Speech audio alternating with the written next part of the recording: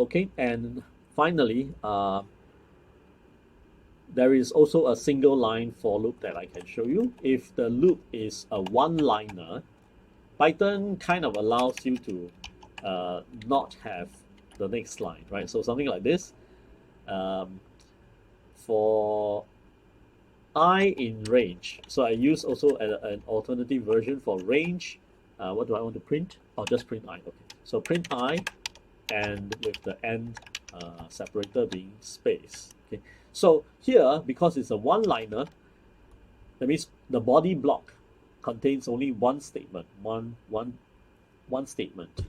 Python allows you to basically implement the whole loop inside a line like this. So the for part is still the same structure for loop variable in a range. This range, I also take this opportunity to share the different alternative version. Range 17 means start from 1 inclusive and before 7. So 7 is not included, 6 is. But don't jump by 1 every time, jump by 2 every time. So again, range of 1, 7, 2 is going to give us 1, 3, 5, but not inclusive of 7. Right? So yeah, so that's the list of numbers that we want. So we'll print it out and we loop through that list and we print it out. So Python is going to give us 135, yeah, exactly as what the list contains.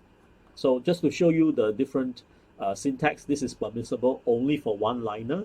And if your one-liner is very, very long, even though Python permits, advice is try not to do that. So if this horizontal line juts out into very far right, not advisable because it makes your code very hard to read. All right. Trying to pack everything in the same line is not our aim. Trying to be clear in our programming logic is the aim.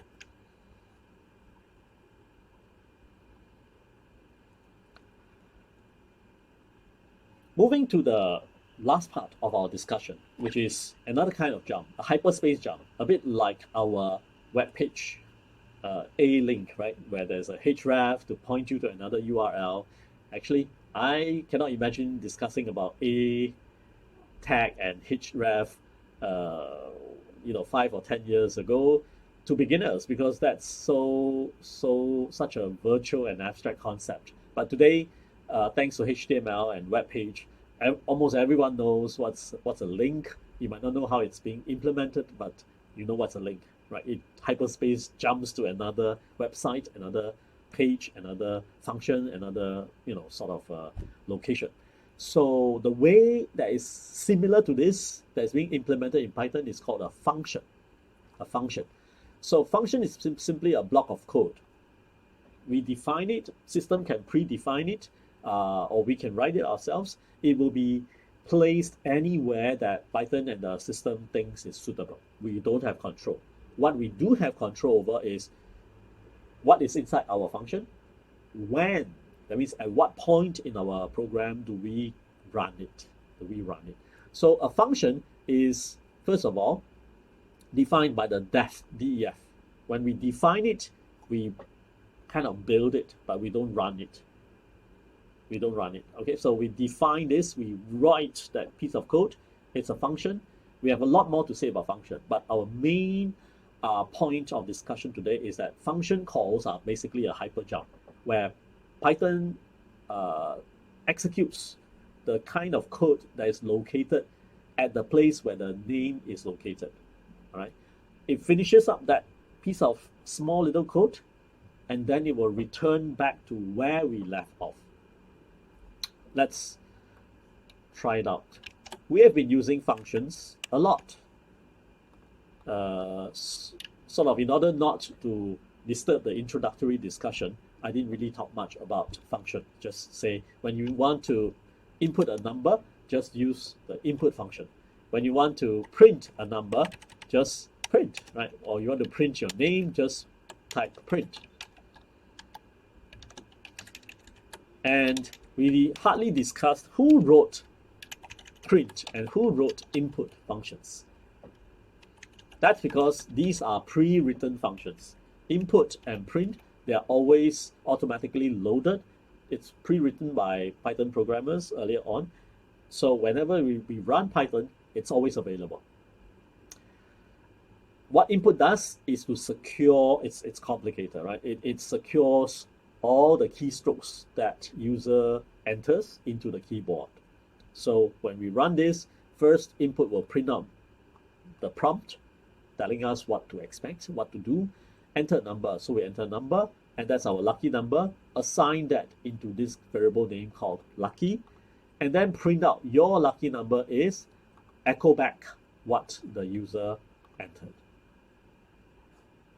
So enter number, we enter 88, and your lucky number is 88, you see? So these are two function calls.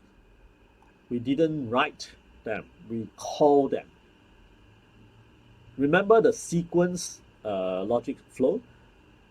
At first, Python will not randomly pick a line to run, but always run line 8. Actually, it skips past line 1 to 7 because there's nothing there.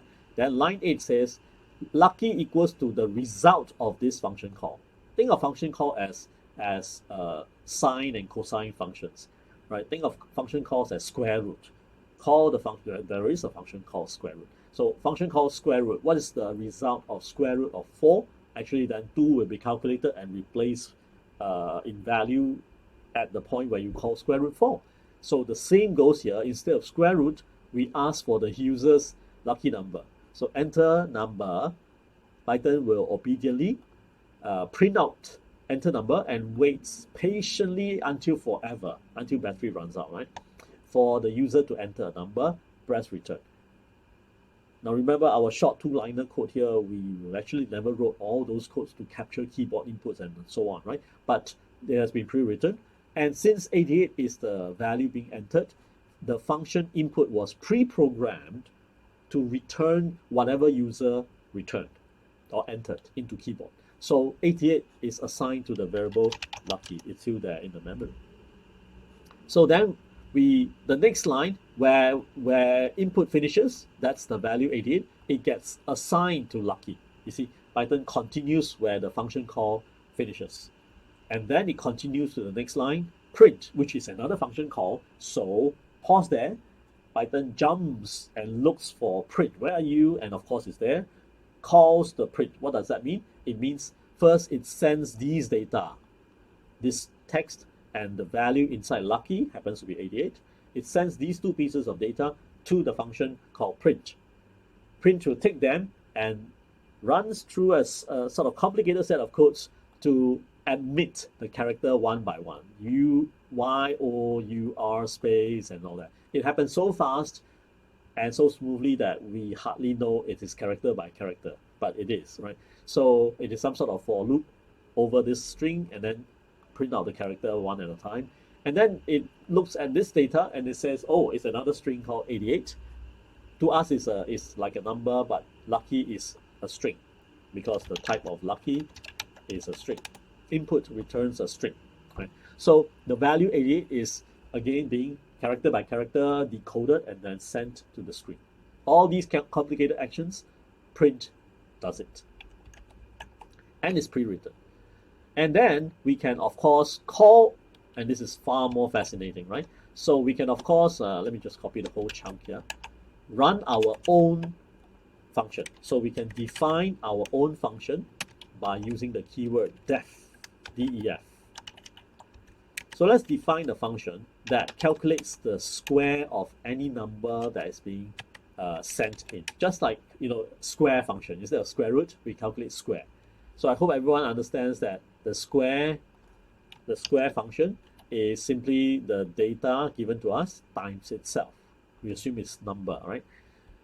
So suppose we need to calculate area. Very naturally, almost like a calculator, we would say calculate square of 3. All right, and then print, and we would expect area to contain the value 9. But we would only correctly expect that to be so if Python knows where to jump to, right? It is called the jumped to location, the destination is called calc square. So we can call this, but the way to call it, that means the way to activate the function, is this parenthesis here. this open close bracket. Even though this open close bracket is there, right, we also have the surrounding DEF and colon. So when that is present, DEF and colon, they are present, it starts off a function definition. So here, let's take note, function definition of calc square. All right, we typically put an empty bracket there to signal that calc square is a function, not a variable name. Right? Here, we execute or function call. That means function call is simply to say that we are going to run the function at this place with this data. Right? Function call just means run the code of this function name with this piece of data. That means we're going to activate the engine. And Python will say, okay, wait, let me look. Where is my calc square? Okay, I found it. And I'm going to place x to be 3. I go inside. You're asking me to return 3 times 3. I calculate that's 9. So I'm going to return. All functions return a value. All functions return a value. So it will return 9. And this is, to Python, it is as if we have written a area equals to 9 there. Now, obviously, we never write this because this is not interesting. We want to write this, right? Because this is very useful. Let's just print that. Did I say it's very useful? Okay, so your lucky number is 88 and it prints out area. Okay, so let's try again by shifting the location of calc to the beginning. So we define it. Defining the function just says I am marking this code to be called calc square. It doesn't run it. It does not run it because of the def and colon. It's just defining it. But to run it, of course, at some point we should run it. Otherwise, why do we define that piece of code? So we will run it, or we will do a function call, right? It's simply running the code in the function. Function call with the data 3. This is where we run it. Will it run? Of course, because it doesn't depend on where the calc square function is being defined. Okay, so we'll enter 88. Yeah. What is more interesting is perhaps we can calculate the square of whatever we enter. That would be nice. Yeah, so we can say, let's convert. All right, let's convert the lucky value into an integer value, because if we don't convert that, you cannot square a string. It's like ABC times ABC. I have no idea what that means, right? So we need to convert that number, the entered digits into pure number first. Okay, then we calculate. So let's look at this. This will be very useful because up until here, we have no idea what the user will enter. So we have no idea what kind of squaring we are performing. If user enters 3, then of course, because we'll be converting the string 3 into number 3, send it and activate the function called calc square, which will square the input values, happens to be 3. As if replacing this whole thing by 9, then we print an area, which is 9.